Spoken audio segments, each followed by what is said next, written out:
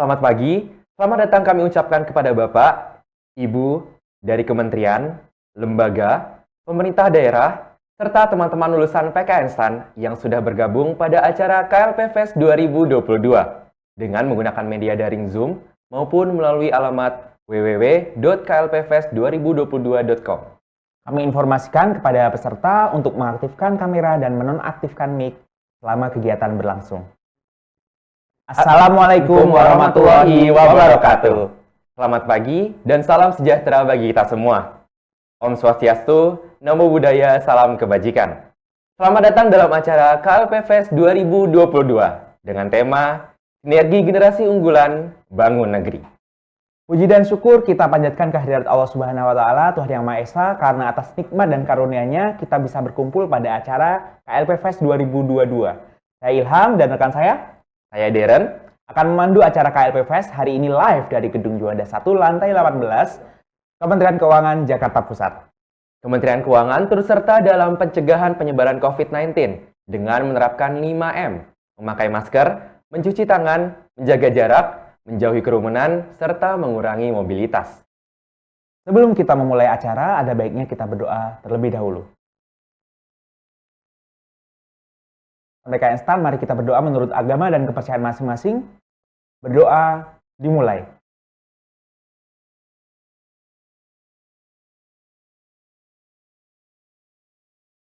Selesai. Hari ini merupakan hari ke-7 dari rangkaian acara KLP Fest 2022 Betul. yang akan dilaksanakan sampai 19 Oktober 2022 nih Mas Ilham. Iya, betul. Oke, acara ini didukung oleh seluruh kementerian, lembaga, Pemda yang berpartisipasi dan teman-teman kepanitiaan mahasiswa lulusan dari PKN STAN nih Mas Ilham. Ya, betul. Jadi ada 112 kementerian, lembaga, dan pemerintah daerah yang akan hadir. Jadi tiap hari kita akan ada narasumber, kira-kira ada 12 instansi ya, Darren ya? Iya, hari ini ada 12 instansi Mas Ilham. Oh iya, oke. Apa aja sih hari ini? Nah, yang pertama Mas Ilham ada dari Kementerian Agraria dan Tata Ruang atau Badan Pertahanan Nasional. Betul. Yang kedua adalah pemerintah Provinsi Aceh. Nah, selanjutnya juga ada dari pemerintah Provinsi Riau. Lalu ada Kementerian Pemberdayaan Perempuan dan Perlindungan Anak. Selanjutnya pemerintah Kabupaten Kediri, pemerintah Kabupaten Banjarnegara, dan selanjutnya adalah pemerintah Kabupaten Panukal, Abab, Lematang, Ilir. Lalu ada pemerintah Kabupaten Bogor, dan selanjutnya Kementerian Investasi, Badan Koordinasi Penanaman Modal, selanjutnya pemerintah Kabupaten Purworejo, dan pemerintah Kabupaten Jombang. Nah, yang terakhir adalah Kepolisian Negara Republik Indonesia. Nah, teman-teman juga dapat mengunjungi website di alamat www.klpfest2022.com. Sekali lagi, www.klpfest2022.com. Jangan lupa ya. Oke, siap Mas Ilham. Nah, sebelumnya Mas Ilham, sebelum kita masuk ke sesi selanjutnya nih Mas Ilham, untuk menambah semangat dari teman-teman lulusan, betul. Nah, kita ada yel-yel nih Mas Ilham. Ya. Gimana nih? Jadi yel-yel ya, kalau Darren bilang KLP Fest 2022, nanti jawabannya adalah satu sinergi bangun negeri. Oke, kita ulang ya. Boleh Mas Ilham. Oke. Bareng-bareng nih berarti ya? Oke, 1, 2, 3. KLP Fest 2022, satu sinergi bangun negeri. Sekali-kali ya Mas Ilham. Oke, boleh. 1, 2, 3. KLP Fest 2022, satu sinergi bangun negeri. Baik, kita mulai Darren ya. Kita mulai dari pemaparan utama pertama untuk hari ini dari Kementerian Agraria dan Tata Ruang atau Badan Pertanahan Nasional. Namun sebelum masuk ke pemaparan, kita saksikan video berikut ini. Setiap hari, setiap orang bekerja keras, menukar waktu dan tenaga agar setiap aspek kehidupan terpenuhi.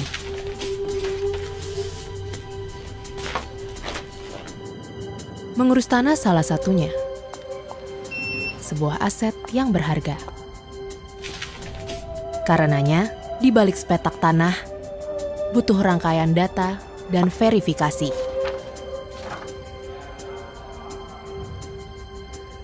Namun, ini bukan berarti pengurusannya harus selalu rumit. Transformasi digital saat ini diperlukan guna memberikan layanan pertanahan dan tata ruang yang lebih baik dan meningkatkan keamanan untuk produk pertanahan dan tata ruang.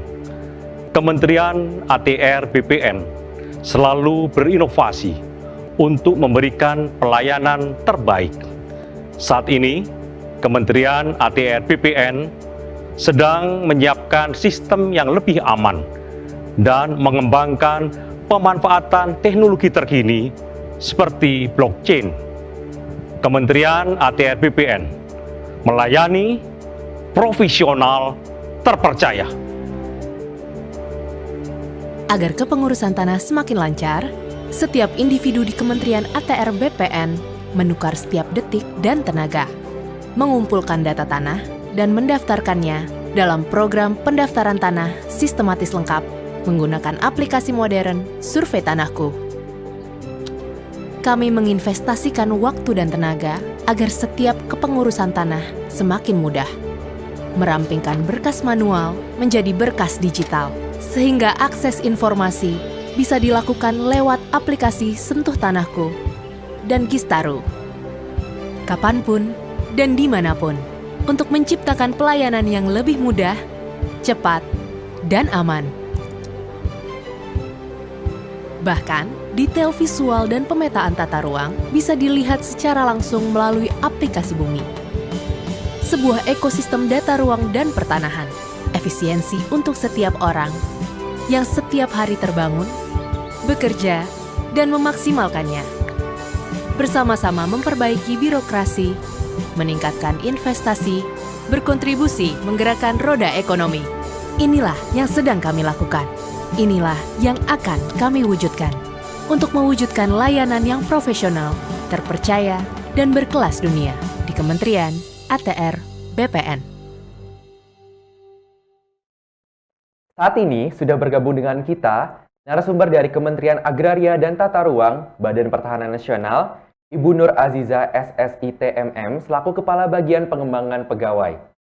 Langsung saja kita sapa. Selamat pagi Ibu, apa kabar? Selamat pagi. Selamat pagi Ibu, sehat Ibu? Sehat Mas. Suara saya bisa didengar ya? Sangat jelas sekali Ibu. Oke. Ibu, kami berikan waktu 15 menit untuk memberikan paparan. Langsung saja Ibu, silakan. Baik, terima kasih atas kesempatannya. Assalamualaikum warahmatullahi wabarakatuh. Mohon izin memperkenalkan diri, tapi tadi sudah disampaikan oleh moderator ya. Nama saya Nur Aziza. Saya kebetulan diberikan tugas untuk mewakili Bapak Kepala Biro untuk menyampaikan terkait dengan profil Kementerian ATR BPN. Saya menjabat sebagai Kepala Bagian Pengembangan Pegawai. Bapak Ibu yang kami hormati, mungkin ada yang dari JPT Pratama dari instansi lain. Selamat pagi Bapak Ibu, mohon izin menyapa. Dan mungkin teman-teman dari alumni STAN maupun yang saat ini sedang menjalankan pendidikan ya di STAN ya. Sedikit kami akan menyampaikan profil mengenai Kementerian ATR BPN. Ini mohon izin, saya mungkin akan izin share ya materi. Iya, baik, terima kasih. Baik, Kementerian ATR BPN Bapak Ibu sesuai dengan Perpres 47 dan 48 tahun 2020, Kementerian ATR BPN dulu kita hanya BPN. Kemudian sejak tahun 2015, kemudian Tata Ruang bergabung dengan kita, sehingga menjadi Kementerian Agraria dan Tata Ruang Badan Pertanahan Nasional. Karena apa? Karena antara Tata Ruang dengan pertanahan ini saling bersinergi, harus saling sinkron dalam hal BPN untuk menyiapkan administrasinya dan Tata Ruang dalam hal menyiapkan rencana penataan ruangnya. Nah, sesuai dengan Perpres 47 dan 48 2020, Kementerian ATR BPN ini bertugas untuk menyelenggarakan urusan bidang pertanahan dan tata ruang, serta membantu Presiden dalam menyelenggarakan pemerintahan negara. Jadi di Kementerian ATR BPN ini ngurusi atau menangani masalah administrasi pertanahan, itu di Badan Pertanahan Nasionalnya. Nah, kemudian untuk penataan ruangnya adalah menyiapkan kebijakan mengenai rencana tata ruangnya, sehingga peruntukan, pemanfaatan, penggunaan seluruh bidang tanah di Indonesia itu sesuai dengan rencana tata ruang, yang pastinya dalam hal penyusunan rencana tata ruang ini juga memperhatikan beberapa aspek supaya dapat dilaksanakan secara berkelanjutan. ya. Nah, kemudian dalam hal bidang Badan Pertanahan Nasional, apa output dari penyelenggaraan administrasi pertanahannya? Output kita adalah sertifikat, ya. Jadi sertifikat ini walaupun hanya satu lembar atau mungkin beberapa lembar, tetapi ini sangat berharga sekali karena urusan tanah itu adalah urusan atau permasalahan yang sangat strategis. Mungkin Bapak Ibu sudah mengetahui atau teman-teman juga sudah mengetahui bahwa kebutuhan tanah ini semakin meningkat ya sejalan dengan peningkatan jumlah penduduk. Kita bekerja, beraktivitas di atas tanah. Kita tinggal, punya rumah di atas tanah. Bahkan kita meninggal pun kita juga membutuhkan tanah. Gitu ya. Sehingga hal-hal seperti ini kalau tidak diatur bisa menyebabkan banyak sekali permasalahan atau konflik. Nah, BPN, Kementerian ATR BPN berperan di sana untuk bisa mengatur masalah peruntukannya, penggunaannya untuk apa saja, pemanfaatannya untuk apa saja, supaya lingkungan hidup di tempat kita berdiri ini bisa berjalan secara berkelanjutan. Kemudian tidak ada atau mengurangi konflik-konflik pertanahan yang terjadi karena mungkin ada perebutan tanah dan lain sebagainya. Sehingga dengan adanya sertifikat, maka jaminan kepastian kepemilikan tanah itu bisa menjadi meningkat. Dan ini tidak hanya itu saja, tetapi sertifikat ini nanti juga bisa digunakan oleh para pemilik tanah untuk memberdayakan perekonomian mereka. Ya, jadi sertifikat kalau dijaminkan di lembaga penjaminan itu memiliki nilai yang sangat tinggi. Sehingga ini juga dijadikan sebagai salah satu program di Kementerian ATR BPN untuk lebih memaksimalkan tugas penyelenggaraan di urusan pertanahannya dalam hal outcome, ya, outcome dari tugas-tugas yang kita laksanakan. Kemudian selanjutnya bisa next. Selanjutnya kami Kementerian ATR BPN ini memiliki satuan kerja yang cukup besar karena kami ini adalah kementerian vertikal, instansi vertikal. Mohon izin tadi Bapak Moderator, ini sering terjadi kesalahan. Badan Pertanahan Nasional, jadi bukan Badan Pertahanan Nasional. Jadi antara H dan N ini kadang-kadang sering kebalik gitu ya. Jadi kami adalah Badan Pertanahan Nasional, bukan Badan Pertahanan Nasional. Kami memiliki satker baik di pusat, kemudian di kantor wilayah atau di provinsi, di level provinsi, dan di level kantor kabupaten atau kota. Di kementerian kami posisi gedungnya ada di 3 lokasi, satu di Gedung Sisingamangaraja di Jakarta Selatan, kemudian yang kedua di daerah Kuningan, daerah dekat dengan Gatot Subroto, kemudian yang ketiga kami punya gedung juga di Jalan Haji Agus Salim di daerah Sabang, itu di Kementerian Pusat. Kami memiliki 9 satuan kerja yang tergambar di dalam struktur organisasi di eselon 1. Ada 9 dari Sekjen, kemudian Direktorat Jenderal sama Inspektorat Jenderal. Nah, kemudian kami juga memiliki kaki-kaki di bawah di daerah, yaitu di provinsi. Kami menyebutnya kantor wilayah BPN provinsi, ini tersebar di 33 satuan kerja. Kemudian untuk di kantor pertanahan kabupaten kota, sampai dengan saat ini jumlah kantor pertanahan kami sebanyak 474 satuan kerja. Dan ini sangat memungkinkan untuk bertambah seiring dengan mungkin adanya pemekaran wilayah atau mungkin adanya pemisahan kantor pertanahan mengingat volume pekerjaan yang mungkin begitu besar sehingga perlu untuk dibentuk kantor pertanahan baru supaya kantor pertanahan tersebut dapat melaksanakan tugasnya secara maksimal. Kemudian next,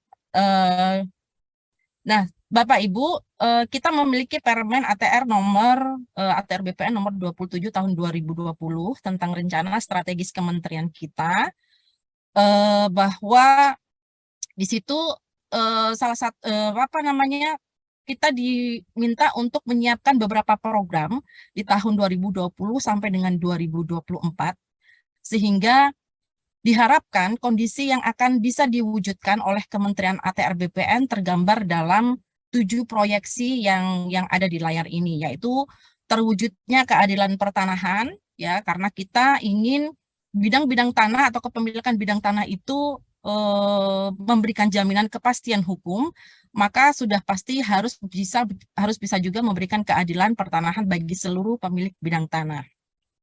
Kemudian yang kedua, kita ingin di tahun 2025 seluruh bidang tanah di Indonesia itu sudah didaftarkan, ya.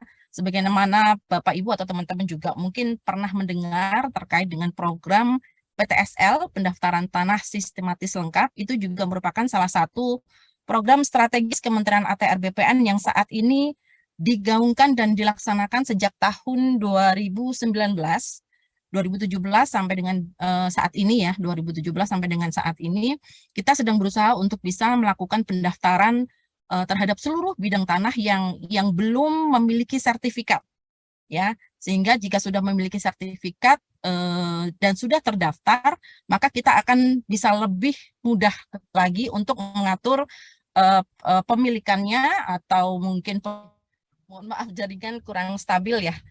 Jadi selain itu sumber daya manusia di Kementerian ATR BPN juga secara terus-menerus kita tingkatkan kompetensinya seiring dengan tuntutan atau kebutuhan dari pembentukan kompetensi sumber daya manusia ini adalah khususnya untuk literasi digital, itu menjadi poin utama bagi Kementerian ATR BPN supaya dapat menghantarkan atau mewujudkan visi dari Kementerian ATR BPN untuk mencetak atau menuju birokrasi berstandar dunia. Kemudian selain itu, kita juga peduli terhadap adanya sarana dan prasarana dari tempat para pegawai bekerja, kemudian tempat para stakeholder atau masyarakat untuk bisa menyampaikan atau memenuhi kebutuhan mereka dalam hal pemilikan atau pendaftaran atau administrasi bidang pertanahan, yaitu dengan mewujudkan kantor pelayanan pertanahan yang modern dengan memberikan produk, layanan, dan pusat informasi pertanahan dan tata ruang secara elektronik berbasis teknologi informasi. Nah, ini saat ini sedang kita wujudkan. Di kementerian kita ini juga dalam hal layanan elektronik juga sudah berjalan. Kami untuk bisa mempercepat pelayanan dari pusat, dari Jakarta, dari pusat sampai ke seluruh Indonesia, kita juga sudah menggunakan komputerisasi kantor pertanahan, ya, layanan elektronik yang bisa diakses secara cepat, dan seluruh data-data bidang tanah itu juga bisa diakses oleh para pejabat yang ada di pusat maupun para pegawai atau para petugas yang ada di kantor pertanahan. Lalu keenam, mengoptimalkan layanan informasi pertanahan dan tata ruang sebagai basis penerimaan negara dalam rangka self-financing. Nah, Kementerian ATR BPN ini juga sebagai salah satu penyumbang untuk penerimaan negara yang cukup tinggi, karena memang banyak pelayanannya. PNBP, Kementerian ATR BPN ini benar-benar salah satu institusi yang diminati adalah mewujudkan kepastian hukum hak atas tanah dengan pemberlakuan sistem pendaftaran stelsel positif. Ini merupakan cita-cita kami supaya untuk bisa mereduksi beberapa konflik pertanahan atau permasalahan pertanahan yang terjadi karena memang dulu administrasi pertanahan kita ini masih manual, sehingga potensi untuk adanya permasalahan ini masih begitu tinggi. Tetapi dengan adanya layanan elektronik, kemudian perbaikan data kualitas bidang tanah, ini terus-menerus kita perbaiki supaya kepemilikan bidang tanah ini sudah berkurang dari adanya potensi gugatan atau permasalahan pertanahan yang lain. Selanjutnya bisa next. Nah, ini gambaran struktur organisasi kami Bapak Ibu. Dari ini yang Bapak Ibu lihat adalah gambaran struktur organisasi yang ada di pusat. Kami memiliki menteri dan wakil menteri yang ditunjuk oleh Presiden. Kemudian ada juga beberapa staf khusus yang membantu para menteri, yang membantu Pak Menteri untuk bisa melakukan atau menganalisis, menelaah beberapa kebijakan. Kemudian kita juga memiliki staf ahli.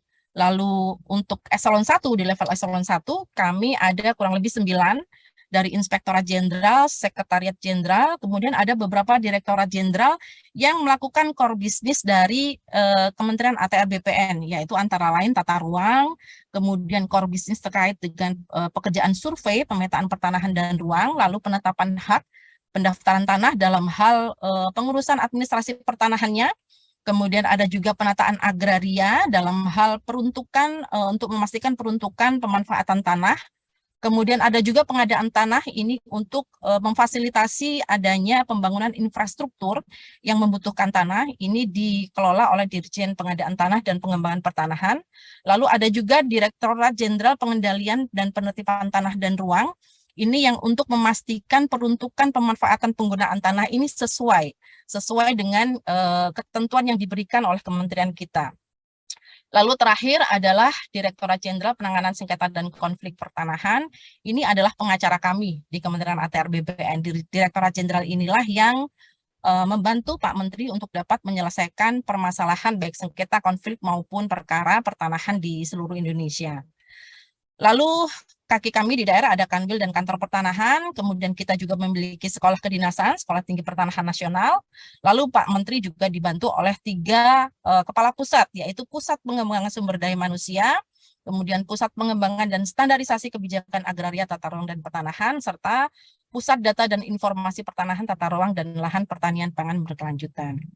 Nah, kemudian selain itu, bisa next, struktur organisasi selanjutnya yaitu di kantor wilayah Badan Pertanahan Nasional, kita juga memiliki 6 eselon 3 yaitu Kepala Bagian Tata Usaha, kemudian miniatur dari dirjen-dirjen yang sudah saya sebutkan tadi, itu juga diimplementasikan di kantor wilayah BPN Provinsi. Ada bidang survei, bidang penetapan hak, kemudian bidang penataan, bidang pengadaan tanah, dan bidang pengendalian dan penanganan sengketa. Nah, hanya untuk Dirjen Tata Ruang, untuk kaki di daerahnya itu berada di pemerintah kabupaten kota atau pemerintah provinsi yang terkait dengan tata ruang saat ini. Sehingga sampai dengan saat ini untuk tata ruang itu belum secara struktur organisasi belum dimasukkan di dalam organisasi Kanwil dan Kantor Pertanahan. Selanjutnya untuk struktur organisasi Kantor Pertanahan sama miniatur dari Kanwil, hanya di sini untuk Kantor Pertanahan merupakan eselon 3, kemudian di bawahnya eselon 4 itu terdiri dari Kasubag TU, kemudian Kepala Seksi Survei Pemetaan, kemudian penetapan hak, penataan pemberdayaan, pengadaan tanah pengembangan, dan pengendalian penanganan sengketa. Nah, kita juga dibantu oleh beberapa jabatan fungsional, sebagaimana teman-teman ketahui, bahwa sejak tahun 2020 juga kita sudah mulai ada penyetaraan jabatan, sehingga jabatan fungsional ini menjadi sebagian besar jabatan pelaksana di kita ini menjadi jabatan fungsional. Nah, kita jabatan fungsional ada 4 yang menjadi pembinaan kita, yaitu penata ruang, kemudian penata pertanahan. Kalau penata ruang bersifat terbuka, penata pertanahan ini bersifat tertutup, lalu ada penata kadastral dan asisten penata kadastral, ini masih bersifat tertutup hanya untuk para pegawai di lingkungan Kementerian ATR BPN. Selanjutnya, Mas. Next.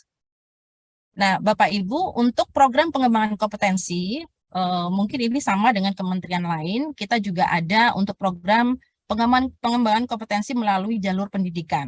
Melalui jalur pendidikan, kita ada tadi Sekolah Tinggi Pertanahan Nasional, itu dibiayai dari APBN kami. Kemudian, tapi itu khusus untuk kementerian kita dalam program pegawai tugas belajar. Untuk jalur umum juga sudah kita buka, dan untuk STPN ini sedang kita usahakan untuk peningkatan statusnya sehingga bisa bersainglah dengan sekolah tinggi kedinasan yang lain, dan bisa diberikan seperti semacam ikatan dinas ya untuk bisa bekerja di Kementerian ATR BPN. Nah, kemudian selain STPN yang dibiayai dari APBN, itu juga ada pengembangan kompetensi melalui jalur pendidikan dengan sumber dana dari lembaga pendonor yang lain. Itu juga ada. Salah satunya mungkin dari LPDP yang diselenggarakan oleh Kementerian Keuangan. Kemudian kita juga menyiapkan beberapa pedoman untuk pengembangan kompetensi melalui jalur pendidikan dengan biaya mandiri. Jadi seluruh pegawai yang dirasa mampu untuk membiayai pendidikan dengan biaya mandiri itu jika kita berikan pedoman untuk bisa mengajukan usulan untuk penugasan belajar. Lalu selain melalui jalur pendidikan, ada juga jalur pelatihan. Kita punya Pusat Pengembangan Sumber Daya Manusia yang saat ini bahkan dari dulu kita sudah menyiapkan beberapa program pelatihan berdasarkan kebutuhan organisasi. Dan mulai tahun ini kita sudah mulai menyelenggarakan pendidikan dan pelatihan berdasarkan kebutuhan individu.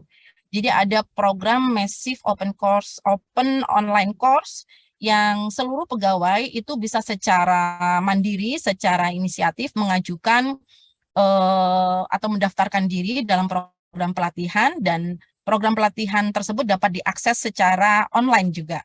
Jadi kita sudah memiliki learning management system, termasuk beberapa computer based test, itu juga sudah kita laksanakan karena ini sangat efektif. Apalagi pada saat pandemi kemarin sudah kita gunakan secara masif ya untuk program pelatihan secara online ini.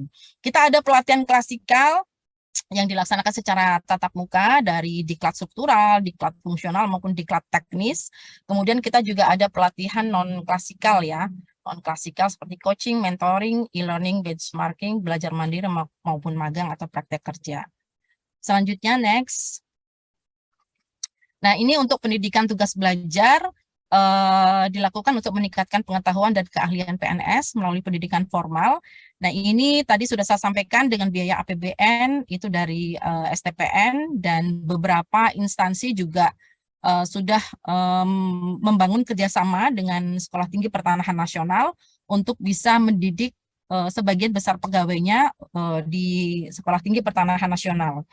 Nah, kemudian ada juga lembaga pendonor yang sampai dengan saat ini masih bekerja sama dengan kita. Di antaranya ada LPDP, kemudian beasiswa dari Pusbin, Diklatren, dari Bappenas, maupun dari luar negeri. Lembaga donor dari luar negeri yaitu AusAid, JICA, maupun program-program yang lainnya. Nah, ini seluruh pegawai secara aktif memang kita himbau untuk bisa mencari informasi mengenai mengenai program tugas belajar atau beasiswa tugas belajar, tidak hanya dari Kementerian Pusat yang menginformasikan, tetapi seluruh pegawai juga sangat dimungkinkan seandainya mereka mendapatkan program beasiswa dari instansi lain, baik dari dalam negeri maupun dari luar negeri. Nah, kemudian pendidikan lanjutan ini bisa dilaksanakan di luar jam kerja maupun di dalam jam kerja, tetapi kita juga harus memenuhi ketentuan yang diberlakukan oleh Badan Kepegawaian Negara, di antaranya mungkin dari segi jarak, kemudian dari segi akreditasi. Jadi ada beberapa kriteria yang harus dipenuhi sebelum mungkin nanti teman-teman akan melanjutkan pendidikan ya melalui program beasiswa maupun program belajar secara mandiri. Next.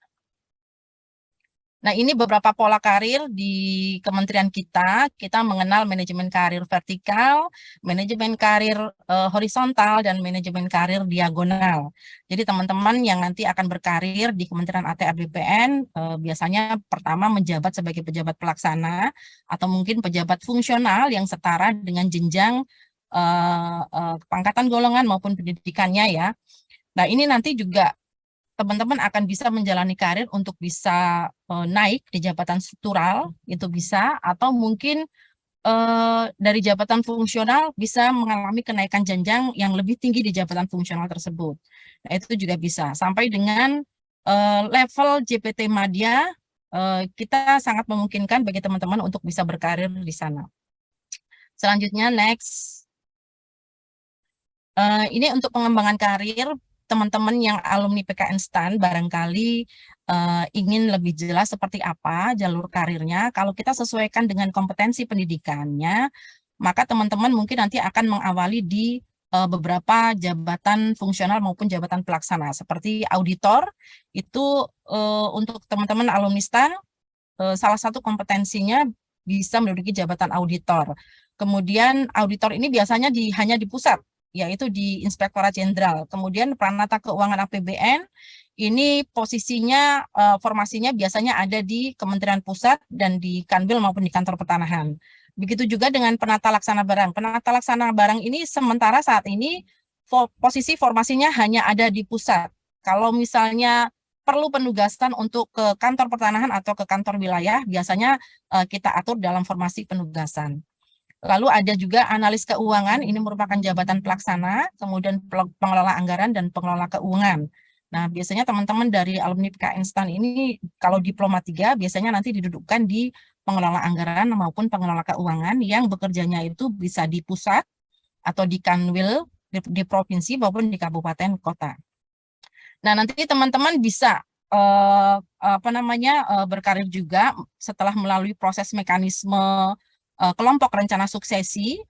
Teman-teman juga tidak menutup kemungkinan akan diberikan kesempatan untuk menaikkan jenjang karir ke jabatan pengawas. Ini bisa didudukkan sebagai Kasubag Keuangan dan BMN maupun Kasubag Tata Usaha.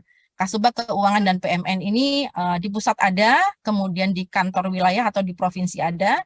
Nah, Kasubag TU itu biasanya ada di pusat juga ada Kasubag TU yang duduk di masing-masing direktorat. Kemudian di kantor pertanahan di masing-masing kabupaten kota itu juga ada jabatan Kasubag TU. Nah, nanti setelah di jabatan pengawas, kalau naik jenjang lagi ke jabatan administrator, itu sesuai dengan standar kompetensi jabatan, bisa menduduki di jabatan Kabag Anggaran dan PNBP. Ini ada di pusat, kemudian perbendaharaan dan tata laksana keuangan di pusat juga, Kabag Akuntansi dan Pelaporan ada di pusat juga, dan Kabag Penata Usahaan Barang Milik Negara ini ada juga di pusat. Nah, untuk Kabag Kepegawaian dan Umum ada di pusat juga, tetapi di masing-masing direktorat ini biasanya ada Kabag Kepegawaian dan Umum. Kemudian Kabag Tata Usaha itu ada di level provinsi. Nah, kemudian jika diberikan kesempatan untuk naik jenjang lagi ke jabatan pimpinan tinggi, ini nanti teman-teman ke depan bisa menjadi Kepala Biro Keuangan atau Kepala Biro Perencanaan, Kepala Biro Umum, Layanan Pengadaan, atau Inspektur Wilayah. Ya, tapi tidak menutup kemungkinan teman-teman juga nanti akan bisa berkarir setelah bisa berkarir di selain jabatan yang saya sebutkan setelah teman-teman nanti memiliki kompetensi yang lain ya, mengikuti pengembangan kompetensi yang lain, sehingga tidak menutup kemungkinan teman-teman nanti jika memang diberikan keberuntungan itu bisa menjabat sebagai kepala kantor wilayah di provinsi atau mungkin kepala kantor pertanahan di tingkat kabupaten kota. Selanjutnya, next. Nah, ini sedikit mengenai alokasi rencana penempatan lulusan PKN STAN tahun 2021 untuk Diploma 3 Akuntansi itu nanti bisa menduduki jabatan auditor atau peranata keuangan APBN, baik di kementerian, kanwil maupun kantor pertanahan kota, maupun Diploma 3 untuk manajemen aset ini bisa menduduki sebagai jabatan fungsional penata laksana barang. Ya, jabatan fungsional penata laksana barang ini di kementerian kami masih sedikit, sementara formasi juga masih banyak, sehingga sangat memungkinkan sekali teman-teman yang alumni PKN STAN itu nanti bisa menduduki jabatan sebagai penata laksana barang. Selanjutnya, Mas. Nah, ini jumlah pegawai kami untuk yang PNS sampai saat ini menurut data kami ada sebanyak 19.087.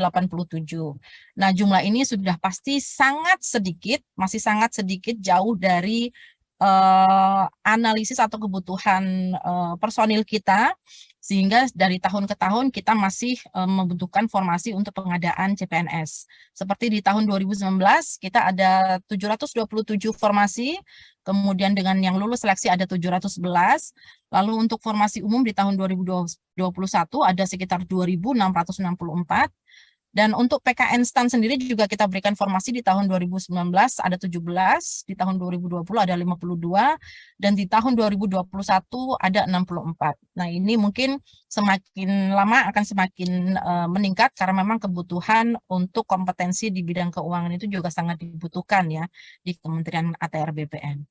Selanjutnya, Mas. Next. Baik, mungkin itu mudah-mudahan 15 menit atau mungkin lebih ya. Ini bisa memberikan pemahaman terhadap teman-teman semua dan bisa menggugah minat untuk bisa berkarir di Kementerian ATR BPN. Terima kasih, mohon maaf apabila ada kekurangan. Assalamualaikum warahmatullahi wabarakatuh. Waalaikumsalam warahmatullahi wabarakatuh. Terima kasih banyak Ibu atas pemaparan yang sangat informatif sekali. Sekarang kita masuk ke dalam sesi tanya jawab. Kepada teman-teman dari PKN STAN, diberikan kesempatan untuk bisa bertanya, bisa menggunakan fitur raise hand.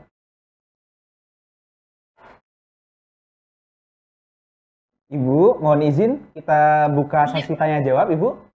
Baik, silakan. Oke, Monggo, Ibu. monggo. Teman-teman dari PKN STAN, apakah ada yang raise hand tadi seperti Deren yang sudah tawarkan ke teman-teman? Mungkin ada pertanyaan titipan ya, Deren Ya, ya? betul. Ada pertanyaan titipan ini. Oh iya, Ibu. titipan. Oh iya, iya. Oh iya. Kalau titipan pertanyaan boleh. Boleh. Jadi Ibu mohon izin, apakah boleh disebutkan Ibu terkait jumlah kebutuhan mahasiswa dari PKN STAN berdasarkan program studinya, Bu? Mungkin tadi dijelaskan lebih lanjut tadi ya, Bu, ya, jumlahnya berapa, Bu? Gitu. Iya, tadi sesuai dengan ini ya, kalau untuk tahun 2022 sedang menunggu persetujuan dari Menpan ya Mas ya, tetapi untuk kebutuhan kita formasi STAN ini tadi sudah disampaikan tadi di dalam paparan di tahun 2021 itu ada sekitar 64. Nah, dari 64 ini sebagian besar kita tempatkan di pusat ya Mas ya, di Biro Keuangan gitu kan, supaya teman-teman juga bisa maksimal bekerjanya kalau di Biro Keuangan. Sebenarnya ada juga di kantor wilayah untuk penempatannya, masalah pengurusan keuangan juga ada, tetapi sepertinya untuk sebagian besar lulusan PKN STAN itu masih ditempatkan di Kementerian Pusat, khususnya di Biro Keuangan dan BMN. Nah, ini saya lupa ini jumlah detailnya, tapi beberapa teman STAN itu juga sudah mengajukan pendidikan ya, mengajukan tugas belajar, juga itu sudah ada dan sudah kita fasilitasi, sehingga saya pikir sangat memungkinkan nih teman-teman PKN STAN kalau misalnya dari lulusan D3 mau melanjutkan ke S1, itu kemarin kan ada informasi juga ya dari STAN untuk bisa melanjutkan ke jenjang yang lebih tinggi, itu kita fasilitasi juga. Kita fasilitasi juga dan mereka belajar tidak perlu diberhentikan dari tugas jabatan, karena kalau dia bertugas di pusat dari segi jarak itu masih memungkinkan, sehingga tidak perlu diberhentikan dari jabatan. Kalau masalah jurusan tadi sudah disampaikan Mas, dari biasanya yang untuk golongan besar ya, keuangan, pengelolaan keuangan dan manajemen aset. Manajemen aset di kita masih sangat sedikit, khususnya untuk penata laksana barang. Kita ada kepala bagian penata usahaan BMN. Nah, ini untuk personilnya juga sebenarnya masih kurang, sehingga teman-teman PKN STAN yang lulusan yang jurusan manajemen aset itu sangat ditunggu untuk bisa berkarir di Kementerian ATR BPN. Dari seperti JF penata laksana barang, itu di kita masih ada 9 orang, sementara itu formasinya sepertinya ada 50-an ya, dan ini sangat jauh sekali dari pemenuhan kebutuhan kami terkait JF penata laksana barang. Demikian Mas, mungkin Mas. Ibu, jadi sangat terbuka sekali untuk Sangat terbuka. dari D3 manajemen aset ya, Bu, karena formasinya sangat banyak ya, Bu ya. Betul. Ditunggu yang mau berkarir di Kementerian ATR BPN. Oke, siap Ibu. Deren sepertinya ada yang raise hand. Oh silakan. iya, benar.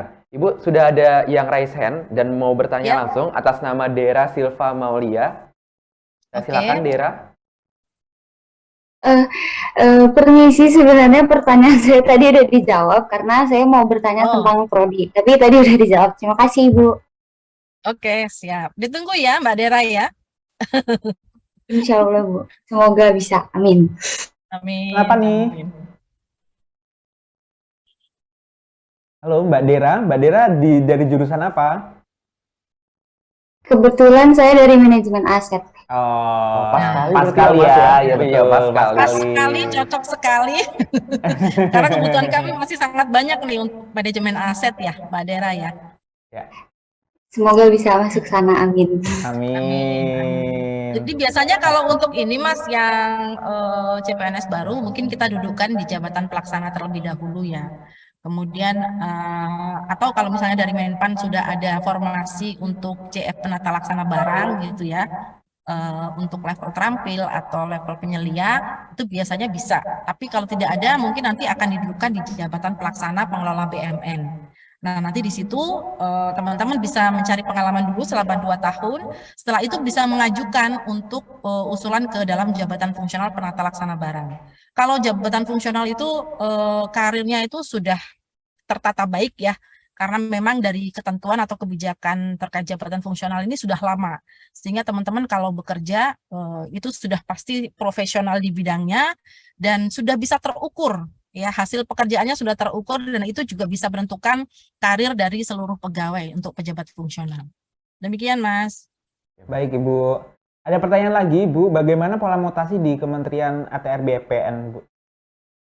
Oke, pola mutasi juga sangat dimungkinkan ya. Akuisisi kita ada akuisisi internal, jadi mutasi di internal kita, atau akuisisi Lupa aku namanya, eksternal. Bu. Mutasi antar instansi juga ada, ya. Ini kita juga sudah mengelola, atau kementerian kita, pegawai kementerian kita yang mau berkarir di instansi lain itu juga kita fasilitasi. Karena memang dalam hal ketentuan itu juga sangat dimungkinkan ya, seperti itu ya, asal sesuai dengan kriteria. Itu sangat memungkinkan teman-teman kalau misalnya nanti di pusat, kemudian ternyata ada kebutuhan untuk mendekatkan dengan keluarga misalnya ya, atau mungkin ingin belajar secara lebih dalam lagi bagaimana sih pekerjaan di daerah, karena pekerjaan di pusat dengan di daerah itu sangat berbeda. Pekerjaan di daerah itu sangat variatif, sehingga kalau teman-teman berkarir di daerah itu sebenarnya bisa lebih apa ya, kalau dari segi karir itu bisa lebih mantap, karena kan kebijakan secara detail itu diimplementasikan di daerah dan kita sudah bisa menjadi bagian itu kita bisa memberikan pengayaan kompetensi terhadap diri kita sendiri. Jadi seperti itu, Mas. Sangat bisa memungkinkan untuk mutasi di ini ya, di kementerian kita. Mau mutasi ke Papua Barat bisa. mau mutasi ke kementerian lain juga bisa. Seperti itu, Mas. Oke, baik, siap Ibu. Terima kasih banyak Ibu atas jawabannya. Oke, Ibu, sesi tanya jawab kami cukupkan. Selanjutnya kami mempersilahkan Ibu untuk memberikan closing statement kepada teman-teman lulusan dari PKN STAN. Baik, terima kasih. Harapan kami kompetensi teman-teman bagi para alumni PKN STAN ini sangat dibutuhkan ya, sangat dibutuhkan untuk bisa membenahi pengelolaan atau administrasi keuangan di Kementerian ATR BPN. Dan teman-teman jangan takut untuk berkarir di Kementerian ATR BPN. Kita memiliki beberapa kebijakan yang sangat mendukung ya, sangat mendukung peningkatan kompetensi maupun pengembangan karir bagi seluruh pegawai di Kementerian ATR BPN. Jadi ditunggu kontribusi teman-teman, mudah-mudahan bisa menjadi bagian dari Kementerian ATR BPN. Terima kasih. Terima kasih sekali Ibu atas paparannya.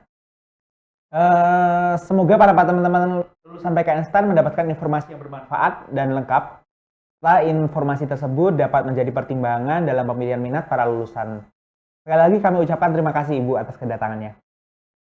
Sama-sama. Baik, untuk sesi sekarang sudah selesai dan kita akan lanjutkan ke sesi yang selanjutnya, yaitu dari pemerintah Provinsi Aceh. Betul sekali. Tentunya setelah break berikut.